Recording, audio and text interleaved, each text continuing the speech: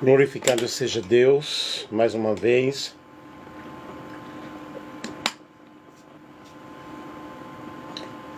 Vamos aqui para a nossa live. Eu estou recuperando-me bem da operação de cataratas. E não vou estar podendo ler o nome do pessoal aí, tá?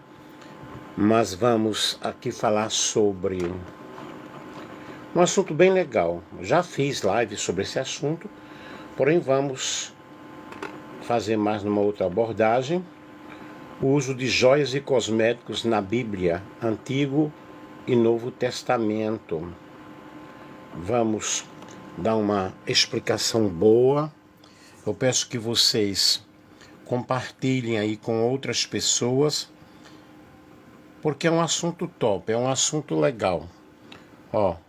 O uso de joias e cosméticos na Bíblia, no Antigo, AT e Novo Testamento, pastor Nelson Alves de Andrade. Vamos comentar aí, para que vocês possam estar bem orientados sobre este assunto. É pecado usar anel? É pecado usar corrente de ouro? É pecado usar cosméticos? Primeiro, já vou adiantando que tudo tem que ser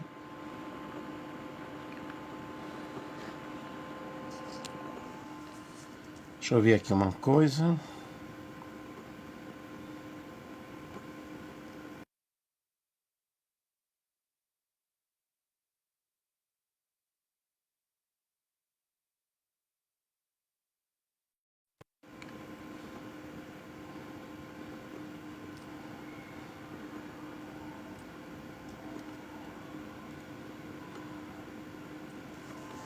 Falaram aqui de restrição, por que eu não sei?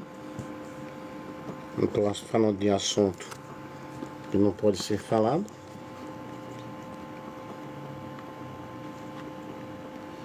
Aí nós vamos comentar, segundo a palavra de Deus, Já vou adiantando aqui que tudo tem que ser usado com bastante modéstia, com bastante moderação.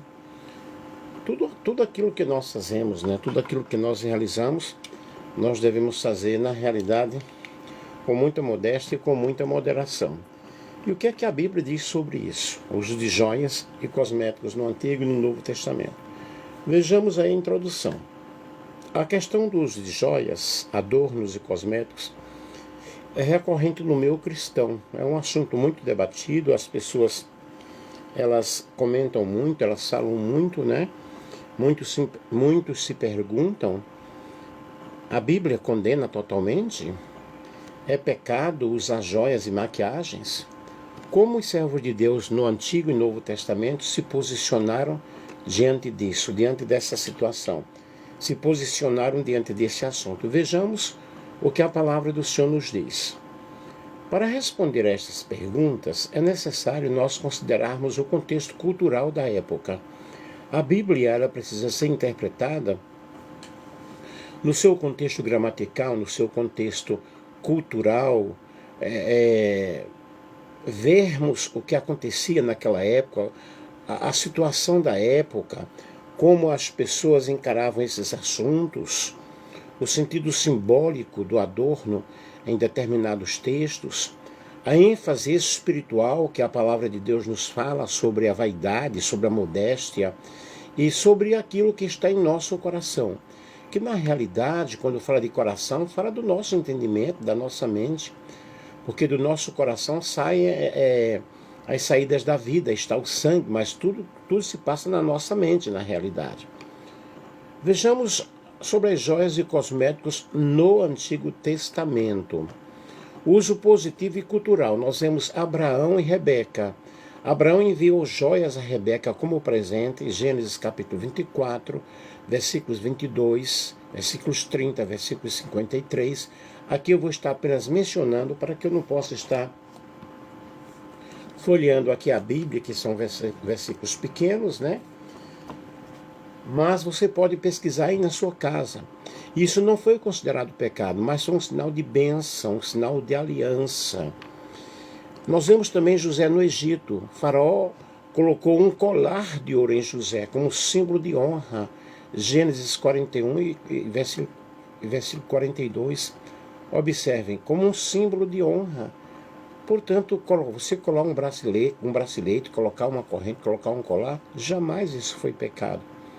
É necessário nós entendermos o contexto da época, a cultura da época. Nós vemos Ezequiel, capítulo 16, versículos 11 ao 13, Deus compara Israel a uma noiva enfeitada com joias, braceletes e colares, como símbolo da beleza que ele concedeu. Lembro-me quando eu fiz a outra live falando sobre esse assunto, expliquei bem sobre Ezequiel capítulo 16. E Deus ele quer que a sua igreja ela seja adornada, seja linda, ataviada. Quando estou falando de igreja, não estou falando de casa de oração. Igreja somos nós. Deus não habita em templos feitos por mãos humanas, mas Deus habita em um coração contrito, no coração de uma pessoa. E essa igreja deve estar adornada. Quando eu estou dizendo que essa igreja deve estar adornada, eu estou falando no sentido espiritual. Porém, não estou negando aqui o uso de joias, jamais foi pecado. Aqui joias aparecem como expressão de riqueza, de honra, de beleza, dadas por Deus. E a igreja ela é rica nos dons espirituais. A igreja ela é bela através dos dons espirituais. Isso é muito interessante, é algo fenomenal.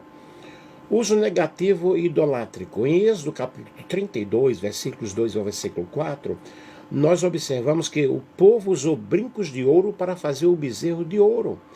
As joias estavam no meio do povo de Deus, só que nesse momento, nesse contexto aí, as joias foram desviadas para a idolatria. Mas aí alguém diz assim, não é pecado usar joias porque as joias foram tiradas do meio do povo de Deus. Claro, eles usavam joias. Eles usavam cosméticos. Mas nesse contexto aqui, eles pegaram essas joias e fizeram um bezerro de ouro para adorar. Então aí nós vemos a idolatria. Isaías capítulo 3, versículo 16 ao 24, Deus repreende as mulheres de Sião por sua vaidade, por sua ostentação, pelo seu orgulho, listando enfeites, perfumes e joias. Vamos aprofundar mais sobre esse assunto, fazendo uma exegese de Isaías capítulo 3, versículo 16 ao 24. Pois este é um dos textos mais citados quando se fala em joias, adornos e vaidade. Lembro-me, isso faz muitos anos, há muitos anos, quando o irmão ele estava julgando-me porque eu usava perfume. E justamente ele usou Isaías aqui. Mas, coitado, não sabia, não tinha entendimento. Não entendia o que era a cultura bíblica, não entendia o que é uma cultura teológica, não entendia o que era uma hermenêutica. Então ele expôs aquilo que ele conhecia, que ele sabia. Vejamos o contexto histórico de Isaías capítulo 3. O profeta Isaías anuncia juízo sobre Judá e Jerusalém por causa de sua rebeldia contra Deus. Estavam rebeldes e a rebeldia era muito grande. O povo estava afastado espiritualmente, apesar da religiosidade externa. Porque, queridos, compartilhe aí com outras pessoas, envie um coraçãozinho, ok? A religiosidade externa acaba com a pessoa. Porque a religiosidade, ela dita regras, ela dita preceitos, dita mandamentos, dita fardos pesados que a própria liderança não pode carregar, não podem carregar. E eles querem que os outros, que os seus liderados obedeçam. Isso é pura hipocrisia religiosa. Isso é religiosidade. E Jesus ele não veio fundar uma religião. Jesus ele veio trazer uma roupagem diferente para aquela época, surgindo assim o cristianismo com preceitos e regras com muito carinho e com muito amor para que as pessoas seguissem e entrassem no reino dos céus. Então aqui nesse contexto de Isaías, o povo estava afastado completamente do Senhor. Havia orgulho, havia injustiça social, havia vaidade na liderança e também nas mulheres de Sião. O texto mostra como Deus iria remover tudo aquilo que sustentava a soberba de Israel. O verso central de Isaías 3:16 diz ainda o Senhor: porquanto as filhas de Sião são altivas e andam de pescoço erguido, com olhares impudentes, e quando andam, vão a passos curtos, fazendo tilintar os enfeites com os pés. Então vejam, tinham aí o que? Os braceletes para os pés. Faziam tilintar, significa faziam barulhos. Filhas de Sião representam as mulheres de Jerusalém, mas também simbolizavam a vaidade da nação inteira, do povo inteiro.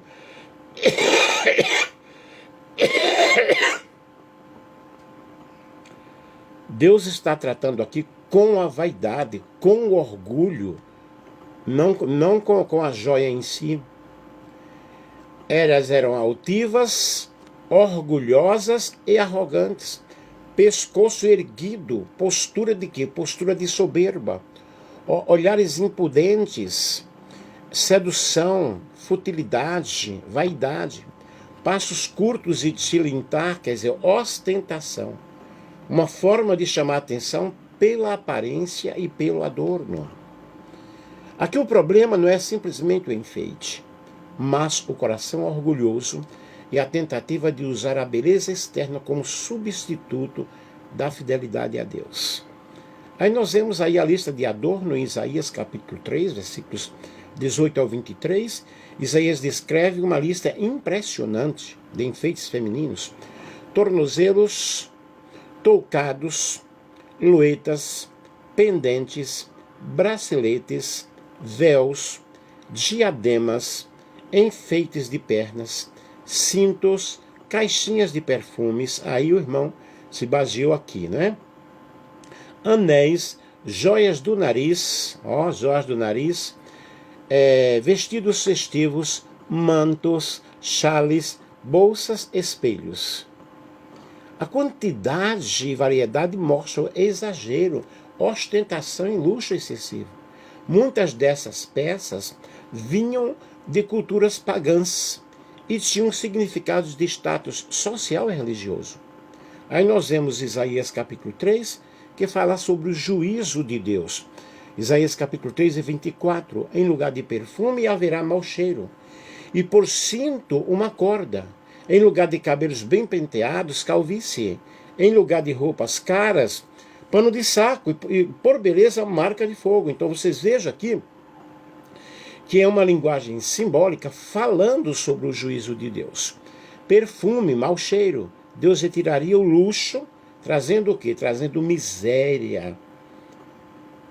Cabelos bem penteados, trazendo calvície, e a beleza desapareceria. Vestidos caros, aí então viria o quê? Pano de saco, roupas de luto e de pobreza. Beleza, marcas de fogo, vergonha em vez de glória. Então veja aí o contraste, mostra que quando o povo coloca a confiança na aparência e não em Deus, ele retira tudo para ensinar uma dependência verdadeira. Isso é o que nos está falando Isaías capítulo 3. Não está dizendo que é pecado usar essas coisas. Mas se usar, também use com modéstia, porque no Novo Testamento você vai ver falando sobre a modéstia em todas as coisas, não é somente em joias. Qual a aplicação teológica sobre isso? Deus não está condenando o uso moderado de enfeites, mas sim a vaidade, a soberba, a ostentação. O texto revela que a beleza exterior não pode substituir o caráter espiritual. Provérbios 31 e 30. Esse juízo mostra que Deus remove tudo aquilo que se torna um ídolo na vida do seu povo. Que não é somente o caso das joias. Nós podemos ter como ídolo uma casa, um carro, um cantor gospel, podemos idolatrar um pastor. Tem igrejas que olham para o pastor como se fosse um Deus. como se ele nunca pecasse. O meu pastor. Gente, o meu pastor é Cristo. Só que Deus colocou um pastor na terra, né? Pastores que liderem consciência e com inteligência, mas nem todos são chamados por Deus. Muitos se fizeram autochamados, né? Mas não é o caso aqui. Esse juízo mostra que Deus remove tudo aquilo que coloca Deus em primeiro lugar. E Deus, ele é soberano. Quais são as lições práticas para hoje? O perigo não é apenas usar joias ou cosméticos, mas colocar neles o valor da vida. Uma vida centrada em vaidade acaba sendo esvaziada da presença de Deus. E nós precisamos da presença de Deus em nossas vidas. Precisamos da presença de Deus em nossos corações. Uma vida centrada em vaidade acaba sendo esvaziada da presença de Deus. E eu preciso estar cheio da presença do Senhor. Eu preciso de estar cheio com o Espírito Santo dentro de mim. Que o Espírito Santo ele possa preencher todo o vazio da minha alma. E que eu possa ter o Espírito Santo como o meu guia, como aquele que está me orientando, como o meu paráclito, o meu orientador, o meu intercessor, porque muitas vezes nós não sabemos orar como convém, e o Espírito Santo age sobre nós com gemidos inexprimíveis, porque somente sabe Ele as intenções da nossa alma, as intenções do nosso coração. E o cristão deve viver com modéstia e equilíbrio. 1 Timóteo 2:9, 1 Pedro 3, versículo 3 e o versículo 4. A beleza maior é a espiritual, isto é, um coração humilde diante da presença de Deus. E em resumo, nós vemos Isaías capítulo 3, versículo 16 ao 24, não proíbe adornos em si, mas denuncia o orgulho, denuncia a sensualidade, a ostentação, que se tornaram símbolos da decadência espiritual de Judá. Jeremias 4:30, a maquiagem e enfeites são mencionados como símbolo de uma nação prostituta espiritualmente. E o texto de Isaías 4:30 é um texto muito forte, porque mostra como Deus vê o uso vaidoso e enganoso dos adornos quando o coração está afastado dele. Vamos nos aprofundar? Exegese de Isaías, capítulo 4 e o versículo 30. Primeiro, vejamos o texto. Tu, pois, ó assolada, que farás agora? Ainda que te vistas de escarlata, ainda que te adornes de enfeites de ouro, ainda que pinte os olhos com antimônio, em vão te embelezas. Os amantes te desprezam, eles procuram tirar-te a vida. Isaías, capítulo 4, versículo 30. Qual o contexto histórico aí deste versículo? O profeta Jeremias ele está anunciando o juízo iminente de Deus sobre Judá e Jerusalém, que foram invadidas e destruídas pelos babilônios. O povo, em vez de se arrepender, tentava confiar em alianças políticas, como o Egito e a Síria. Eles confiavam em aparências religiosas, como muitos hoje vivem uma aparência de piedade, no entanto negam a eficácia delas. As pessoas elas querem que elas sejam vistas como cristãs através de roupas, não é? Como se roupa fosse identidade de um cristão. A identificação de um cristão, querido, é o fruto do Espírito, é o amor, é a paz, é a alegria, é a fidelidade, é a justiça, é a bondade. E não roupa em si. Roupa em si não traz nada. A nação é descrita como uma mulher infiel que tenta atrair amantes com maquiagens e joias. Aqui o uso de adornos tem um sentido espiritual também de idolatria e falsidade. Vejamos os detalhes importantes. Ó assolada, refere-se a Jerusalém, devastada pelo pecado e prestes a ser julgada. Ela estava cheia de maldade, cheia de maldição, cheia de pecado. Vestes de escarlata, roupas caras, símbolos de riqueza e sedução, e que nós vemos isso em Apocalipse capítulo 17, 4. Adorno de ouros é a tentativa de chamar a atenção e de mostrar o poder. Pintar os olhos com antimônio, prática comum no Oriente Médio antigo. Um pó preto que era usado como maquiagem nos olhos. Isso confere com 2 Reis, capítulo 9, versículo 30. E Jezabel também pintou os olhos. Tem até o hino falando que Jezabel pintou os olhos, foi para uma janela, ela caiu e morreu. E as pessoas interpretam que ela caiu, morreu porque pintou os olhos. Vejam que interpretação muitas pessoas dão para o texto sagrado. Extrapolam, danificam, malsificam o texto sagrado. Em vão tem belezas. Nenhum adorno externo pode esconder a corrupção espiritual e o juízo de Deus. Por mais que você peque, por mais que você desobedeça, o pecado está dentro de ti, está no teu coração, está em nosso coração.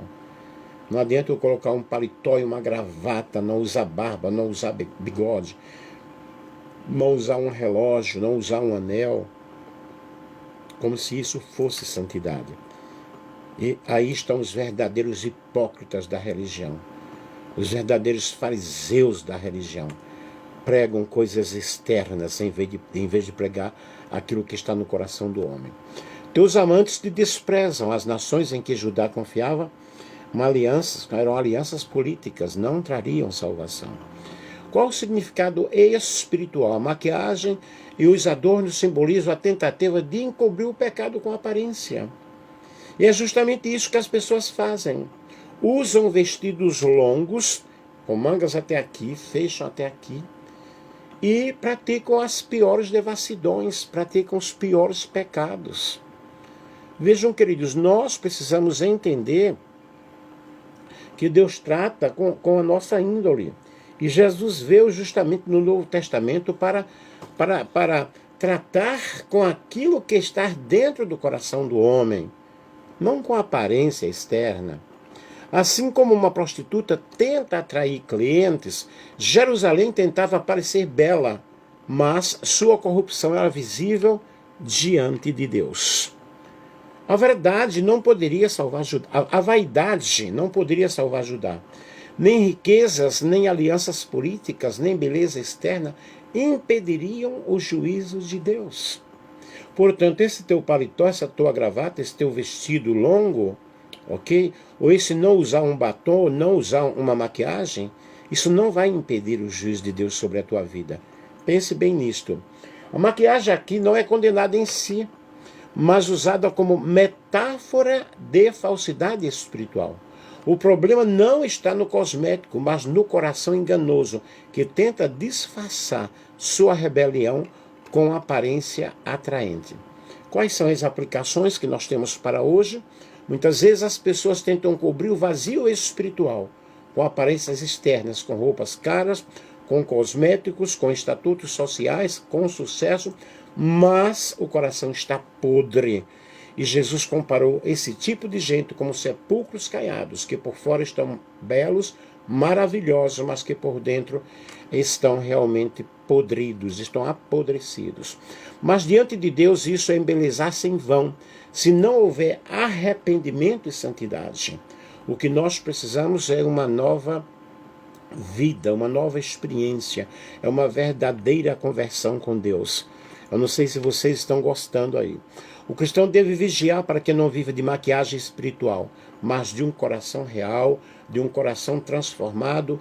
E Romanos 12, versículo 2 fala muito bem sobre isso, que nós devemos ter uma renovação do nosso entendimento, uma renovação da nossa mente, um verdadeiro arrependimento diante da presença do Senhor. Eu preciso me arrepender diante da presença de Deus e voltar a praticar as boas obras. Lembra-te, pois, do teu primeiro amor, diz o livro de Apocalipse. Assim como os amantes desprezaram Jerusalém, o mundo sempre abandona quem nele confia. E somente Deus é fiel. E nós estamos chegando aqui às nossas conclusões finais.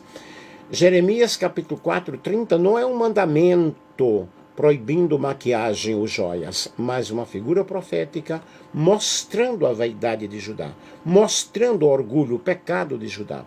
A nação tentava maquiar sua decadência espiritual com aparências e alianças humanas. Deus mostra que toda beleza exterior seria inútil diante do pecado e do juízo que viria. A lição é muito clara: nenhum adorno externo pode esconder um coração diante de Deus. Aqui joias e cosméticos são usados como símbolos de orgulho, de vaidade e de idolatria. Vejamos joias e cosméticos no Novo Testamento. O ensino apostólico fala sobre modéstia. 1 Timóteo 2, capítulo 2, versículo 9 ao versículo 10. As mulheres se ataviem com traje honesto, com pudor e modéstia, não com tranças, ou com ouro, ou pérolas, ou vestidos preciosos, mas com boas obras. Agora observem o que está dizendo Paulo a Timóteo aí: traje modesto. Não também qualquer traje, gente, para estar na igreja de qualquer forma, ou seja, na casa de oração, porque a igreja somos nós, de qualquer forma, de qualquer maneira. E 1 Pedro 3, 3 a 4, o vosso adorno não seja o exterior, mas o homem oculto no coração, no incorruptível, o traje de um espírito manso e quieto, que é precioso diante de Deus. Observe que aqui está dizendo que aquilo que é precioso diante de Deus é aquilo que está dentro do nosso coração. Pedro e Paulo não proíbem diretamente o uso de adornos, mas enfatiza que o foco não deve estar na aparência externa, e sim na vida espiritual.